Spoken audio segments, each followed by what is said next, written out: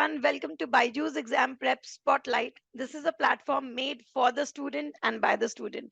तो हमारे इस सेगमेंट में हम ऐसे स्टूडेंट को वेलकम करते हैं जिन्होंने ना सिर्फ टॉप लेवल ऑफ एग्जाम को क्वालिफाई किया है, बल्कि अपनी मेहनत और लगन से एक बहुत अच्छे रैंक को अचीव किया है।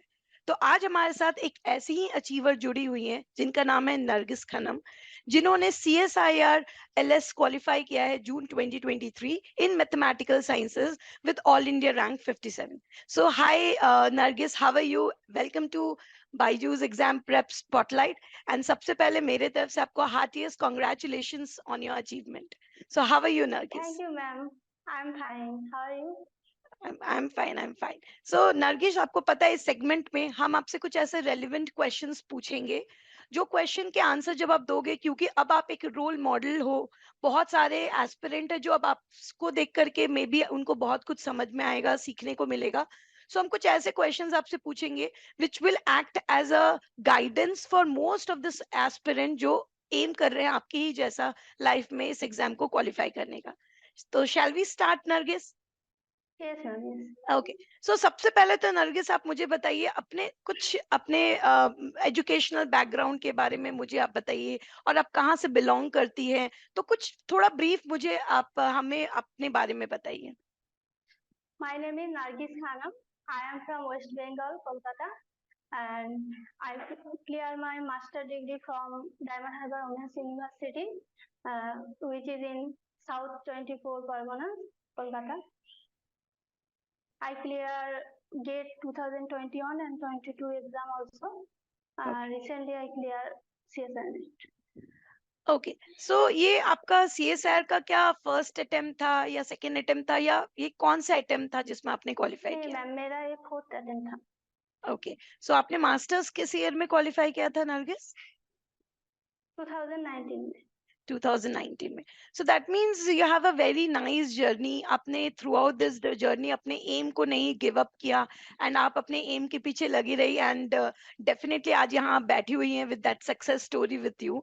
And we are very proud of the students like you जो अपने जो भी आप ड्रीम करते हो आप उसको नहीं छोड़ते हो और उसके लिए डेस्परेट होते हो। So we are very proud of the student, आपके जैसे स्टूडेंट्स।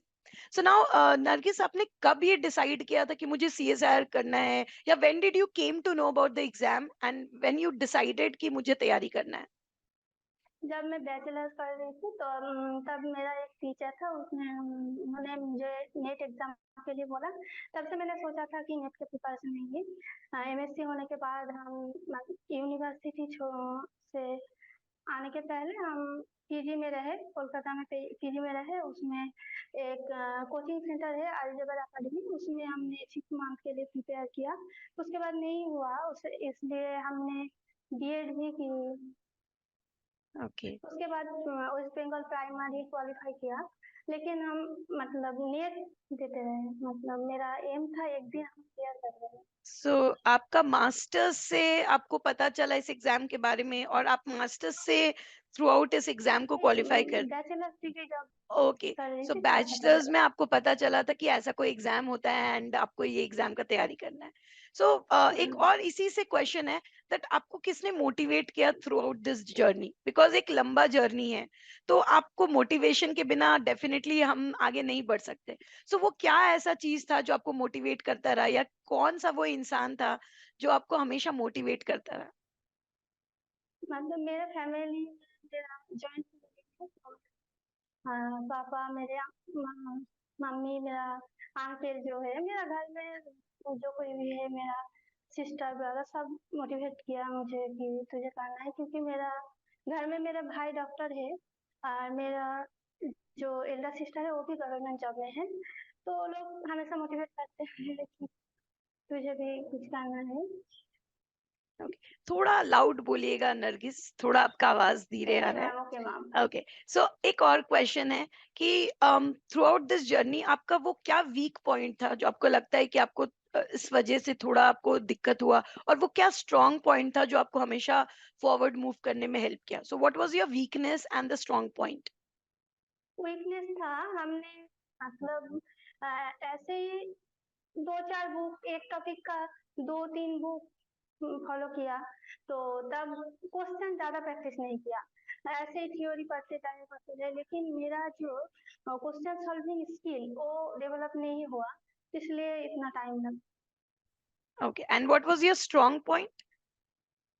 स्ट्रॉन्ग पॉइंट, हम एक दो बार के लिए अगर डीमोटिवेट हो जाए तो खुद से ही ऐसे बोल देते थे कि फिर से तैयार कर ले, इस बार नहीं हुआ तो क्या हुआ, फिर हो जाएगा, मतलब Okay, that's self patience. motivation. आप हाँ, सेल्फ हमेशा अपने आप मोटिवेशन। को मोटिवेटेड रखें। सो हाँ हाँ इसी से जुड़ा हुआ एक सवाल है कि आपने बोला आपका वीकनेस था कि आप प्रैक्टिस कम करते थे मे बी, एंड इस वजह से आपको हाँ। प्रॉब्लम हो रहा था। तो आपने उसको ओवरकम कैसे किया? उस वीकनेस पे आपने कैसे काम किया कि आप उसको ओवरकम कर पाए और आज यहाँ बैठे हो? So how you overcome that weakness?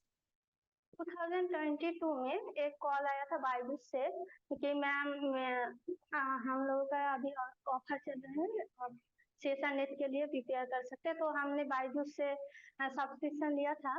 तो हमने फर्स्ट जो किया था, जो वो जो डेली क्विज आता था 5 क्वेश्चन, उसमें हम हर रोज सॉल्व करते थे। उसके बाद 10 इयर्स का पेपर जो दिया था, उसके बाद कौशिक सर का बहुत क्लास किया। बायजूस से मेरा जो धीरे धीरे प्रॉब्लम सॉल्विंग स्किल मेरा बहुत अच्छा हो गया। उसके बाद गेट क्लियर किया 2 टाइम्स। उसके ओके, बाद इस बार नेट भी क्लियर किया। ओके। सो इसी से रिलेटेड एक क्वेश्चन मेरा था जिसका आंसर मुझे हाफ इसमें ही मिल गया कि आपको क्या लगता है कि मॉक टेस्ट हो गया, पीवाईक्यूज हो गया, ये कैसे हेल्प कर सकता है सीएसआर जैसे एग्जाम को क्वालिफाई करने के लिए? What is the role of this mock test and PYQs? Mock test clear की सबसे इम्पोर्टेंट चीज ये होता है, क्योंकि हम लोग क्या करते हैं, टॉपिक पढ़ लेते हैं, सब कुछ समझ जाते हैं, लेकिन प्रॉब्लम जब सॉल्व करने जाते हैं तब काउंटर एग्जाम्पल पता नहीं चलता, मैंने किस अप्रोच कैसे करें क्वेश्चन का, वो हम लोगों को पता नहीं चलता। लेकिन जब क्वेश्चन सॉल्व करेंगे, हमें थ्योरम पता है लेकिन उसका यूज पता नहीं चलता, तो प्रॉब्लम सॉल्व करने से धीरे धीरे वो आ जाता है। करेक्ट, मतलब प्रैक्टिस करने से हम क्वेश्चन के लैंग्वेज को डिकोड कर सकते हैं और उसको फिर हम आंसर के फॉर्म में डाल सकते हैं। सो डिकोडिंग का ट्रिक पता चल जाता है जितना ज्यादा हम प्रैक्टिस करते हैं। करेक्ट, ठीक है। तो नरगिस, आपने हम्म। इस जो जर्नी था आपका प्रिपरेशन के टुवर्ड, और आज सक्सेसफुल भी आप हो गई हैं, तो आपको क्या वो स्ट्रैटेजी रहा थ्रू आउट दिस जर्नी? भले सिलेबस कंप्लीशन स्ट्रैटेजी बोलिए या आपका मोटी सेल्फ मोटिवेशन स्ट्रैटेजी बोलिए, हाउ कैन अ स्टूडेंट जो आपसे रिलेट कर रहा है, वो कैसे, आप क्या उनको स्ट्रैटेजी बताओगे? आपका क्या स्ट्रैटेजी रहा थ्रू आउट दिस जर्नी में जो आपको हेल्प किया सक्सेसफुल होने में? देखिए मैम, फर्स्ट 3 अटेम्प्ट में हमने बहुत ज़्यादा क्वेश्चन नहीं प्रैक्टिस किया था। उसके बाद बायजूस से हमने क्या किया, टॉपिक वाइज मानिए रियल एनालिसिस का इम्पोर्टेंस टॉपिक है, कॉन्टिन्यूटी, डिफरेंशिएबिलिटी, इसका टॉपिक वाइज हमने एक एक क्वेश्चन को देखा। और क्या किया, पार्ट बी क्वेश्चन का एक आंसर होता है, पार्ट सी का मल्टीपल सिलेक्टेड होता है। हमने पार्ट बी या पार्ट सी जो भी क्वेश्चन होता है उसको पार्ट सी की तरह सोचते थे। मैंने ईच ऑप्शन को हमने देखा किस तरह से अप्रोच करेंगे। ऐसा नहीं कि एक आंसर मिल रहा है पार्ट बी ने मतलब छोड़ दिया उसको, ऐसा नहीं किया था। बहुत मतलब बहुत ज्यादा काउंटर एग्जाम्पल हम अपनी खुद से तैयार करना सीखे। Okay, so practice and practice, जितना ज्यादा प्रैक्टिस करें उतना ज्यादा अच्छा। सो तो अच्छा, क्या हाँ। आपके सिलेबस में मैथमेटिकल साइंसेज में क्या आपने पूरे सिलेबस को थ्रू आउट कंप्लीट किया या उसमें भी आपने कुछ सिलेक्टिविटी मेंटेन किया? जब हमने पूरी सिलेबस कवर किया तब मेरा नेट नहीं हुआ, क्योंकि ऐसा होता है सब कुछ पढ़ लेता था लेकिन जब एग्जाम में जाते थे सिलेक्ट नहीं कर पाते, कुछ क्वेश्चन रियल एनालिसिस करे या लीनियर करे, ऐसा होता था। उसके बाद हमने सिलेक्टेड क्वेश्चन पे ध्यान दिया, क्योंकि हमने सोचा कि 445 का एग्जाम है, हमें पाना है 100 या 110 अराउंड। तो हम अगर सब कुछ करते रहेंगे तो हम खुद ही मतलब डिसाइड नहीं कर पाएंगे क्या करे क्या नहीं करे, इसलिए हमने सिलेक्टेड क्वेश्चन किया। ओके, सो सिलेक्टेड आपने यूनिट्स कवर की। एंड नोट्स वगैरह के बारे में आप कुछ बताइए स्टूडेंट्स को। हम लोग हम पहले तो बहुत मतलब बुक्स पढ़े थे, उसके बाद हम शॉर्ट नोट्स करते थे। मतलब एक टॉपिक का एक पेज में ही कवर हो जाता था, मतलब शॉर्ट नोट जो होता है, मतलब माने कि काउंटर एग्जाम्पल, हर एक थ्योरम का काउंटर एग्जाम्पल, ओके कब ये नहीं होगा, मतलब कॉन्ट्राडिक्शन कब करेगा, मतलब जैसे बाउंडेड वेरिएशन जब होगी तो बाउंडेड होगी, लेकिन बाउंडेड होगा लेकिन बाउंडेड वेरिएशन नहीं होगा, मतलब रिवर्स नहीं होगा। ऐसे ऐसे कुछ एग्जाम्पल करते रहे, मतलब काउंटर एग्जाम्पल बहुत करेक्ट। मायने तो रखते हैं। मतलब कि आपने आपने जो भी पढ़ा उसका आपने एक शॉर्ट नोट प्रिपेयर किया और उस शॉर्ट नोट को प्रिपेयर करके आप एक्सटेंसिव प्रैक्टिस में आप चली गई, आपने बहुत प्रैक्टिस किया। एंड डेफिनेटली हम ये हर बात कहते हैं एज अ फैकल्टी कि प्रैक्टिस एंड रिविजन ये दो की है सक्सेस के लिए। अगर आप सीएसआई क्वालिफाई करना चाहते हैं तो प्रैक्टिस एंड रिविजन आपको बिल्कुल करना होगा। सो एक और क्वेश्चन यहाँ पे ऐड करते हुए नरगिस आपके लिए कि अब आगे आपका क्या एम है? व्हाट आर यू एस्पायरिंग कि आप आगे और क्या करेंगे अभी? व्हाट विल अभी बी तो द नेक्स्ट हम स्टेप बेसिकली? अभी हम पीएचडी के लिए अप्लाई करेंगे, उसके साथ अगर कुछ कॉलेज में वैकेंसी मिलेगा तो हम अप्लाई करेंगे। ओके, तो आप अब लेक्चररशिप के लिए अप्लाई करेंगे एंड आप अब as assistant professor you want to do job in some university.